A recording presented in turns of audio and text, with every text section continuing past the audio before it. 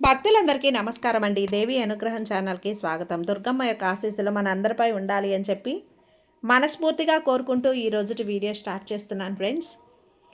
ఇక ఈరోజు వీడియోలో మనం చూడబోయేది ఏంటి అంటే దుర్గమ్మ యొక్క సందేశం. దుర్గమ్మ ఈరోజు మనతో ఏం చెప్తున్నారు అంటే, బిడ్డ ఇదే నీ జీవిత రహస్యమమ్మా. ఈ దుర్గమ్మ వాక్కుని నిర్లక్ష్యం చేయకుండా వెంటనే విను. ఇది విన్న నీ జీవితంలో అన్నీ కూడా అదృష్టాలే.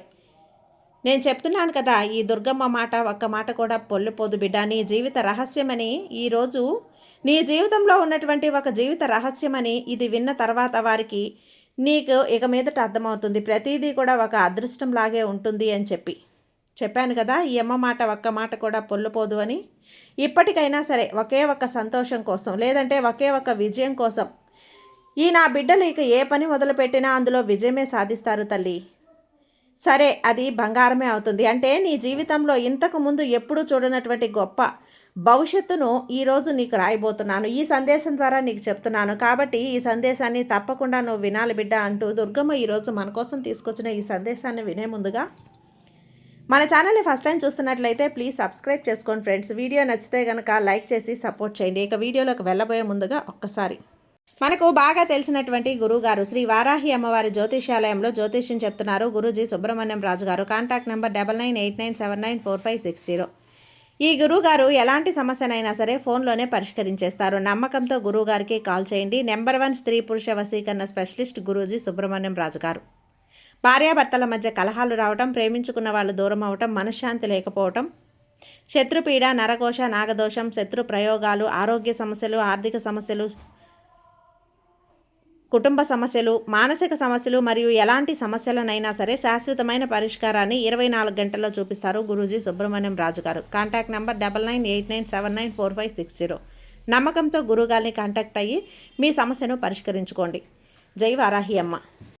ఇక వీడియోలోకి వచ్చేస్తే, బిడ్డ ఇది నీ జన్మ రహస్యం, నీ జీవిత రహస్యం తల్లి. ఇది విన్న వెంటనే నీ జీవితంలో నువ్వు పడుతున్నటువంటి అన్ని కష్టాలు, బాధలు, సమస్యలు అన్నీ కూడా గట్టెక్కిపోతాయి. ఎందుకంటే ఇప్పుడు ఉన్నటువంటి నీ యొక్క ప్రస్తుత పరిస్థితి అంతా కూడా ఒక సందిగ్ధంలో ఏం చేయాలో అర్థం కాని తోచనటువంటి స్థితిలో ఉన్నావు కదా. అలాగే నీ కష్టాలు, బాధలు, సమస్యలు నాకేనా తల్లి అన్నట్లుగా నువ్వు ఏదో నీ మనసులో ఒక అలజడికి గురవుతూ ఉన్నావు.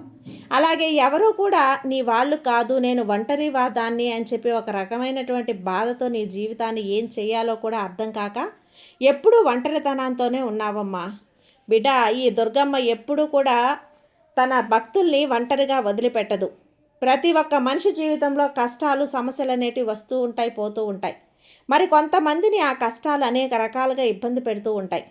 మరి కొంతమంది జీవితంలో వారికి ఎన్ని కష్టాలు వచ్చినా పైకి నవ్వుతూ గంభీరంగా కనిపిస్తూ, మాకే కష్టాలు లేనట్లుగా, అంటే మానసికంగా తమలో తామే మనోవేదన చెందుతూ అలాగే పైకి మాత్రం నవ్వుతూ కనిపిస్తూ ఉంటారు. నువ్వు కూడా ఈ జాతికి చెందిన దానివే బిడ్డ. నువ్వు ఇప్పటి వరకు పడినటువంటి కష్టాలలో, బాధలలో, సమస్యలలో అన్నీ కూడా నీకు తోడుగా ఎవ్వరూ లేరు అని చెప్పి నీకు కేవలం ఒక మాట, 2 మాటలు మాత్రమే చెప్పి దాని తర్వాత వారి జీవితాలలో తీరికలేని సమయాన్ని గడుపుతూ ఉన్నారు. నిన్ను నిర్లక్ష్యం చేయటాన్ని బట్టి నీకు నువ్వే ఏదైనా పోరాడాలి, ఏదైనా సాధించాలి, నాకు నేను మాత్రమే ఒంటరిదాన్ని అనే ఒక భరోసాతో బ్రతుకుతూ ఉన్నావు బిడ్డ. నీ రహస్యాన్ని తెలుసుకున్నప్పుడు నీ యొక్క జీవిత రహస్యాన్ని మాత్రం తెలుసుకోలేకపోతున్నావా బిడ్డ? శ్రద్ధగా విను. ఎందుకు ఇలా చెప్తున్నాను అంటే, ఎప్పుడైనా కానీ జీవితంలో సంతోషాలు, బాధలు శాశ్వతం కాదు. అలాగే కష్ట నష్టాలు కూడా శాశ్వతం కాదు. ప్రతి మనిషి జీవితంలో ఏదో ఒక సమస్యలు అనేటివి వస్తూ ఉంటాయి, పోతూ ఉంటాయి.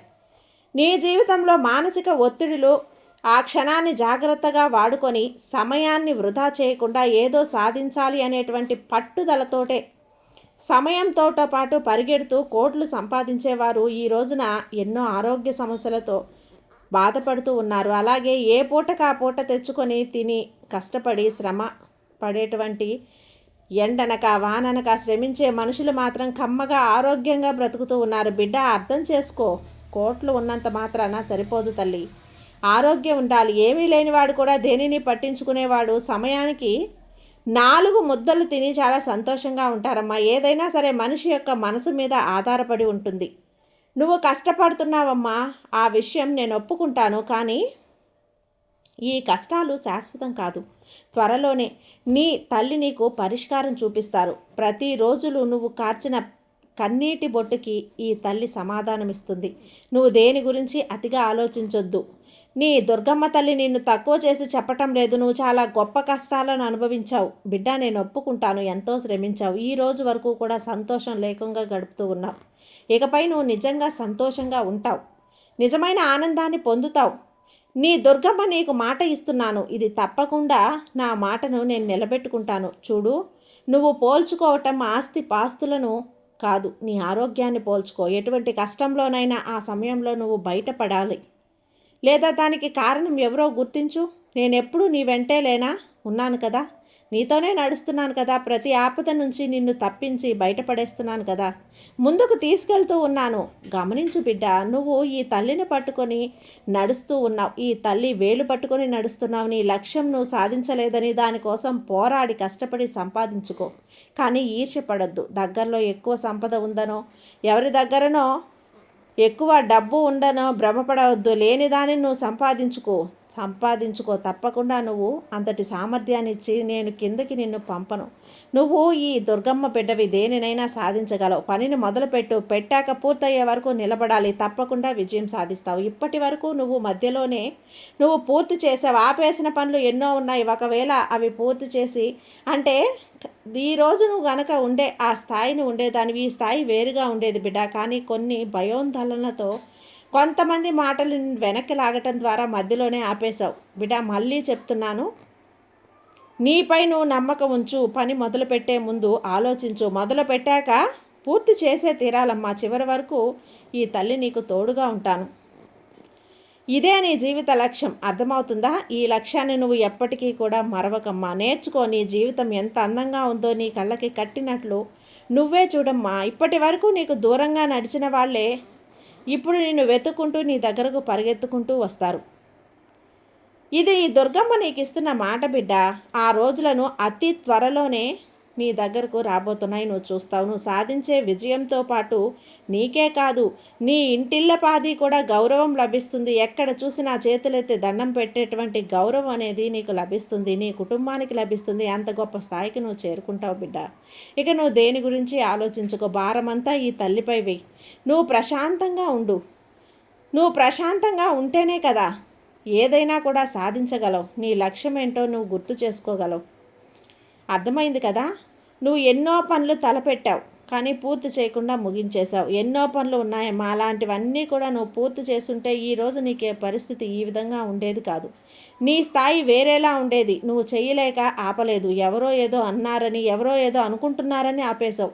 కానీ ఆ పని పూర్తి చేయగల సత్తా నీ దగ్గర ఉంది. పరాయి వారి మాటలు వినటం వల్ల నీ జీవితాన్ని నువ్వు కోల్పోవాల్సి వస్తుంది బిడ్డ.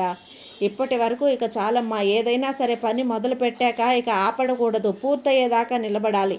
నువ్వు చివరి దాకా ఆ పని పూర్తయ్యేదాకా నిలబడు. ఈ దుర్గమ్మ చేతిని నువ్వు పట్టుకుని నిలబడు.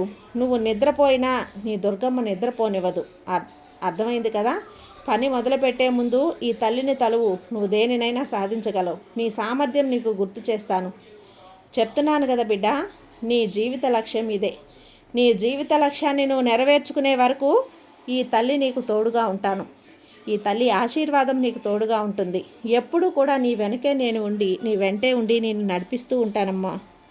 ఏమాత్రం కూడా అధైర్యపడకుండా ముందుకు నడిచి ఈ దుర్గమ్మ తల్లి ఉందన్న ధైర్యంతో ముందుకు నడు. నీ పనులన్నీ పూర్తయి నీ లక్ష్యాన్ని నువ్వు చేరుకుంటావు. ఈ తల్లి ఆశీర్వాదం ఎప్పుడూ నీకు ఉంటుంది బిడ్డ. సర్వేజన సుఖినో భవంతు. జై దుర్గమ్మ.